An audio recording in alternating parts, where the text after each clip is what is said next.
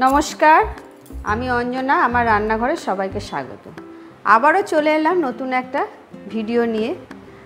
আজকে দেখাবো সোয়া টিক্কা মশলা। বাড়িতে ধরুন মাছ মাংস কিছুই নেই, কিন্তু বাচ্চাদের বায়না বা বড়রাও চায় যে একটু ভালো কিছু রান্না খাবো, তো এই রেসিপিটা বাড়িতে বানাবেন। আর কিভাবে বানাবেন তোমায় আমি দেখিয়ে দিচ্ছি। এখানে আমি সয়াবিনের যে বড়ি, সয়াবিনগুলো নিয়ে নিয়েছি। সয়াবিনটা আমি আধ ঘন্টা আগে গরম জলে ভিজিয়ে নিয়েছি। সবাই তো জানেন সয়াবিন একটু গরম জলে ভিজিয়ে নিতে হয়, গরম জলে ভেজালে খুব নরম সফট হয়। কিন্তু এবার আমি জলগুলোকে ভালো করে চিপড়িয়ে এরকম একটা প্লেটে নিয়ে নিচ্ছি।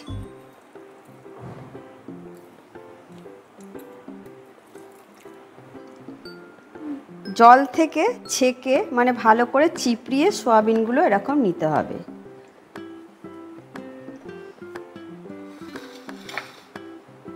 তারপর এখানে আমি একটা বোল নিয়ে নিলাম। বোলের মধ্যে আমি এরকম ছোট একটা বাটি, মানে 25 থেকে 30 গ্রামের মতো বেসন হবে, এই বেসনটা দিয়ে দিলাম। বেসনের মধ্যে দিয়ে দেবো টক দই, ছোট্ট একটা বাটি, 1 বাটি টক দই দিয়ে দিলাম।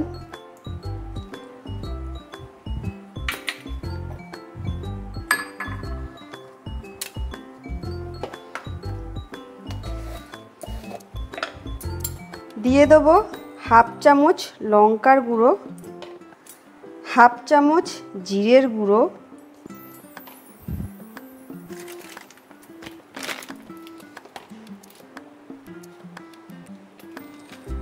হাফ চামচের কম মানে একদম সামান্য একটু ধনের গুঁড়ো,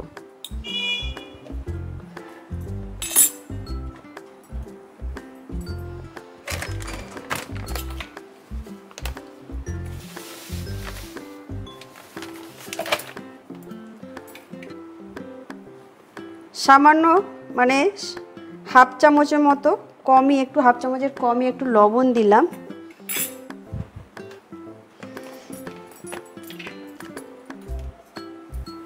দিয়ে একদম যে আমি বাটিটায় দই নিয়েছিলাম সেই বাটির অল্প একদম সামান্য জল দেব। জলটা দিয়ে এটা আমি ভালো করে একটু নাড়িয়ে নেব।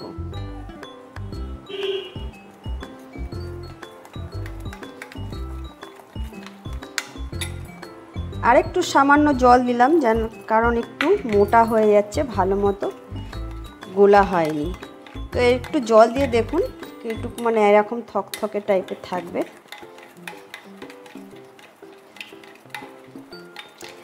এরকমভাবে গুলিয়ে নিতে হবে, মেখে নিলাম। দিয়ে এখানে যে এই সয়াবিনগুলো আমি রেখেছি, এই সয়াবিনগুলো আমি এর মধ্যে দিয়ে দেব।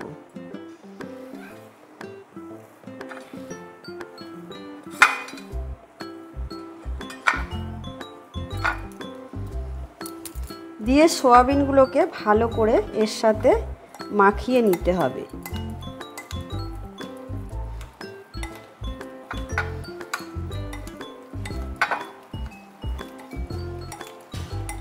উপর নিচ করে সমান করে কিন্তু মানে ভালোভাবে সয়াবিনগুলোকে মাখিয়ে নেব।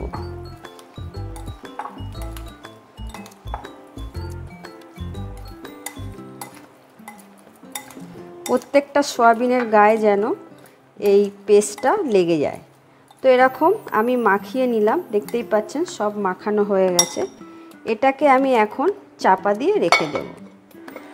এখানে মাঝারি সাইজের দুটো পেঁয়াজকে 4 টুকরো করে এরকম একটা একটা করে পেঁয়াজের পাটগুলোকে খুলে নিতে হবে, ছাড়িয়ে ছাড়িয়ে এরকম খুলে নিতে হবে। আর একটা ক্যাপসিকামকে এরকম আমি টুকরো করে নিয়েছি। এখানে একটা কড়াই বসিয়ে দিলাম। কড়াইয়ে দিয়ে দেবো সাদা তেল দিয়ে দিলাম, সর্ষের তেল। আপনারা চাইলে সাদা তেলও করতে পারেন।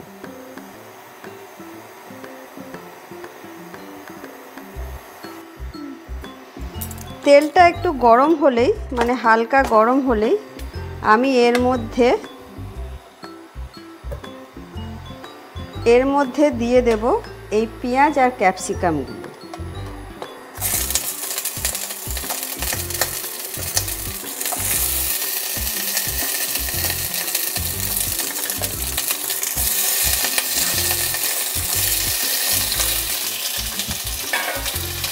পেঁয়াজ ক্যাপসিকামটা একদম হালকা লাইট করে ভেজে নেব, একদম কিন্তু লাল লাল করব না, একটু হালকা করে একটু নাড়াচাড়া করে নেব। বেশি ভাজার দরকার নেই এটা।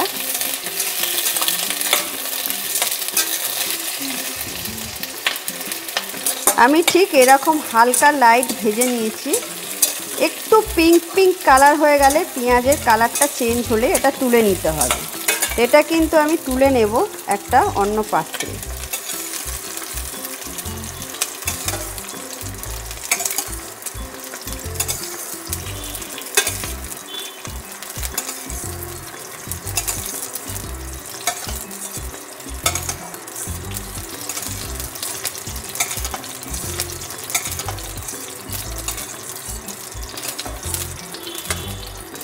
সব কটা তুলে নিলাম।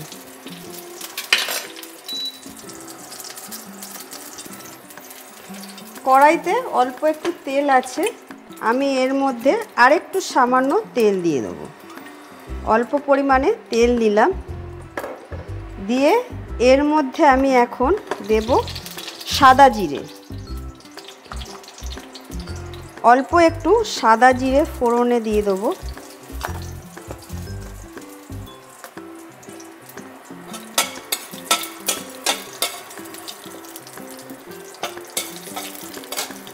এবার এর ঢাকনাটা খুলে নেব। সয়াবিনের ঢাকনাটা খুলে নিয়েছি, নিয়ে এখানে যে সাদা জিরেটা দিয়েছি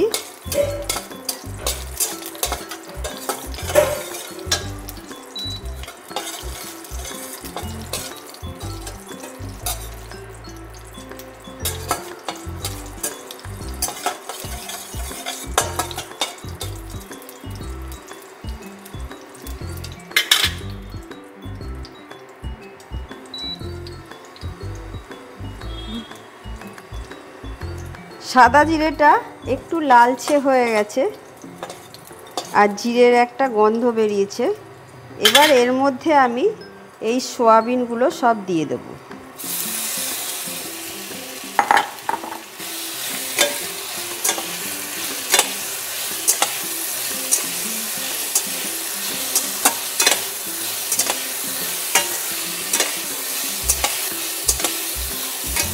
সয়াবিনগুলো দিয়ে একটু ভালো করে সয়াবিনগুলোকে আমি ভেজে নেব।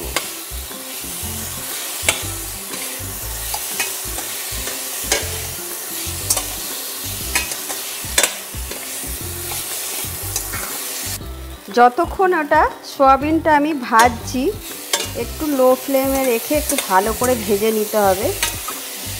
ততক্ষণ আমি একটা পেস্ট তৈরি করব, টমেটোর পেস্ট নেব। এই টমেটো বড় একটা টমেটো নিতে হবে। টমেটোটাকে আমি কেটে পেস্ট করব। সয়াবিনগুলো কিন্তু আরেকটু ভাজবো। এর মধ্যে আমি একদম সামান্য পরিমাণে একটু গরম মশলা দিয়ে দেব, দিয়ে এবার ভাজবো, আরেকটু ভেজে নেব।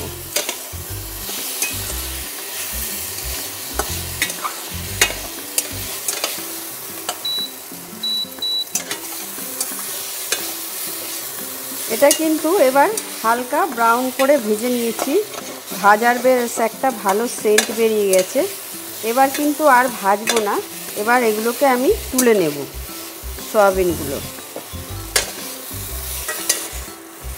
সয়াবিনগুলো আমি এরকম করে তুলে নিলাম।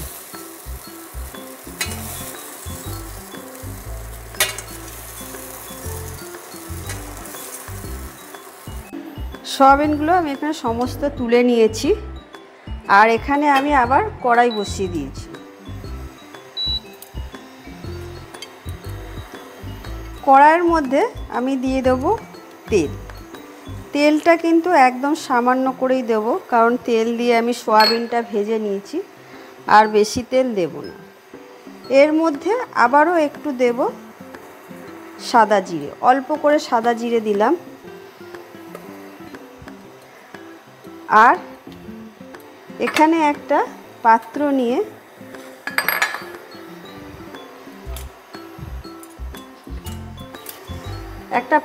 নিলাম, এর মধ্যে দিয়ে দেব 1 চামচ রসুন বাটা,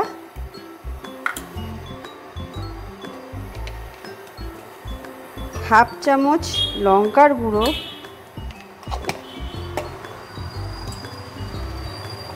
হাফ চামচ জিরের গুঁড়ো, কোথায় গেল ধনে গুঁড়োটা, পাউডারটা,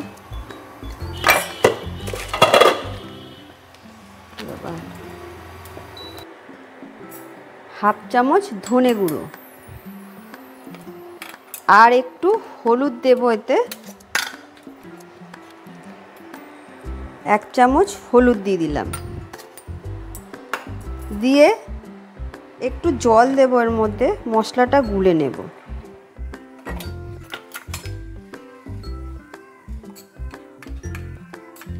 এরকম করে মশলাটা একটু গুলে নেব।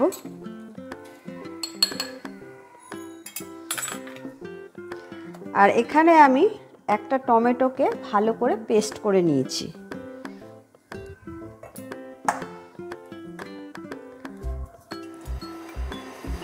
তেলটা গরম হয়ে গেছে, তেলটা গরম হয়ে গিয়ে জিরেটাও লাল হয়ে গেছে। এর মধ্যে আমি যে পেঁয়াজটা কেটে রেখেছিলাম, এই পেঁয়াজগুলো দিয়ে দেবো।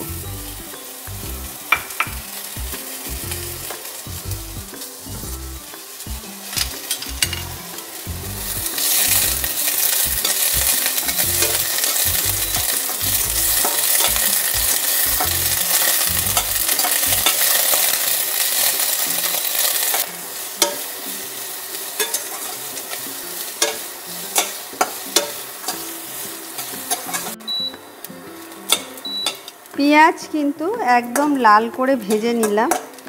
এবার এর মধ্যে আমি যে মশলার ঘোলটা বানিয়েছিলাম ওটা দিয়ে দেব। দিয়ে মশলাটা এবার আমি একটু ভালো করে মশলাটা ভেজে নেব। মশলার কাঁচা গন্ধটা যাতে চলে যায়।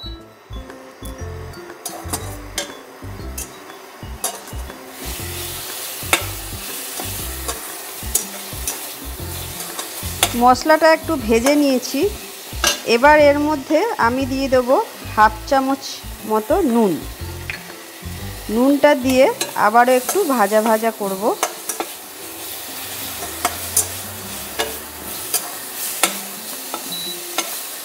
এবার এর মধ্যে মশলা কিন্তু অনেকটাই ভাজা হয়ে গেছে।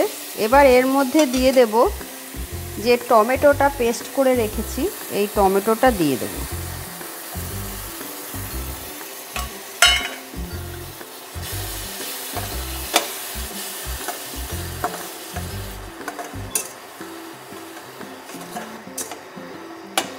টমেটোটা দিয়ে আমি কিছুক্ষণ কষিয়ে নেব ভালো করে মশলাটা।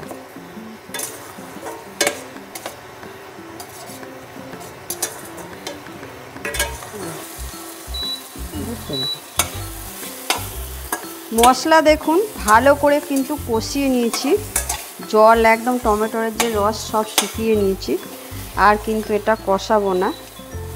এবার এর মধ্যে আমি কিন্তু দিয়ে দেব জল। জলটা আমি দিচ্ছি, প্রথমে আমি যে সয়াবিনটা মাখিয়েছিলাম সেই মাখানো বাটির জলটা ধোয়া দিয়ে দিলাম।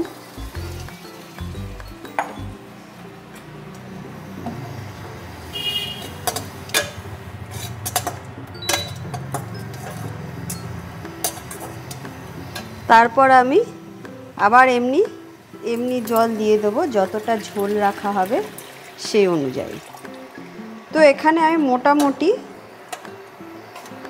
কাপের 1.5 কাপ মতো জল দিলাম, বেশি দিলাম না, 1.5 কাপ মতো জল দিলাম। জলটা একটু ফুটতে দেব।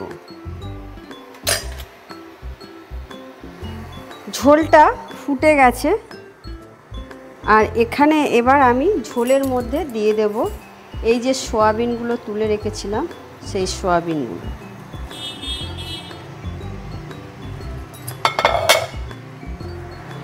সয়াবিনগুলো দিয়ে ভালো করে নাড়িয়ে নেব।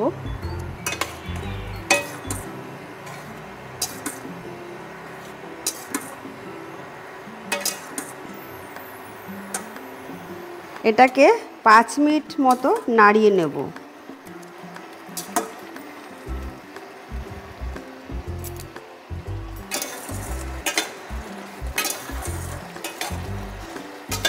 পাঁচ মিনিট মতো আমি ভালো করে এটা নাড়িয়ে নিলাম।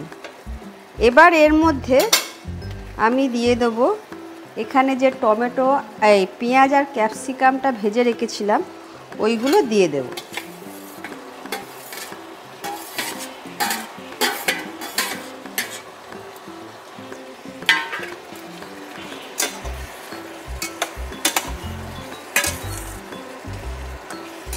দিয়ে মিশিয়ে আরও 1 মিনিটের মতো আমি এটা নাড়াচাড়া করে নেব, মানে হতে দেব এটাকে।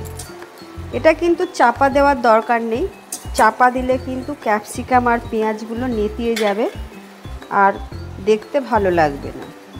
এবার এর মধ্যে আমি দিয়ে দেব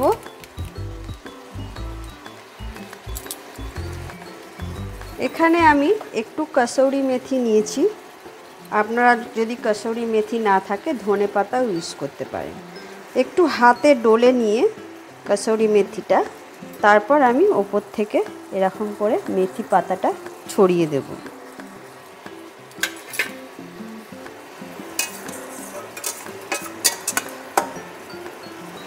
এটা কিন্তু আমার একদম রেডি হয়ে গেছে, আর কিন্তু হবে না। ফ্লেমটা অফ করে দিচ্ছি। এবার আমি এখানে ভালো করে এটাকে পরিবেশন করে নিলাম। ওপর থেকে আর একটু কসুরি মেথি দিলাম ডেকোরেশনের জন্য, 2-1টা।